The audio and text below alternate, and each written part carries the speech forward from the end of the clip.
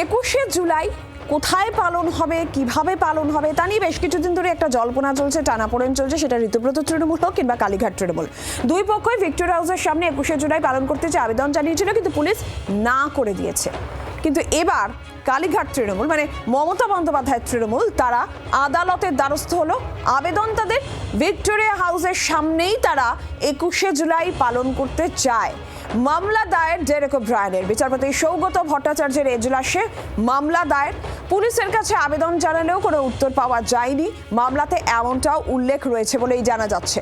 13ই জুলাই এই মামলার শুনানির সম্ভাবনা। ভিক্টোরিয়া হাউসের সামনে 21শে জুলাইয়ের কর্মসূচি পালন করতে চেয়ে আদালতের দ্বারস্থ এবার মমতা বন্দ্যোপাধ্যায়ের তৃণমূল।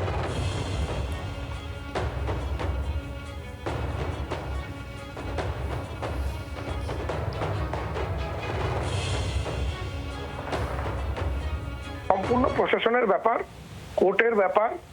আমরা কোর্টের বা প্রশাসনের যেই রায় সেটাকে মেনে চলবো। আমরা নিশ্চিতভাবে 21শে জুলাই করব, কিন্তু যেখানে আমরা পারমিশন পাবো আমরা সেখানে 21শে জুলাই করব। অ্যাকচুয়ালি এরা বিভিন্ন সময় কোনো আইন, কোনো নিয়ম না মেনে এতদিন ধরে দলকে পরিচালনা করেছে, তো সেই কারণেই এরা এখনো ভাবছে যে আমরা সবকিছু গায়ের জোরেই করতে পারবো, কিন্তু আমরা সেই পথে হাঁটবো না।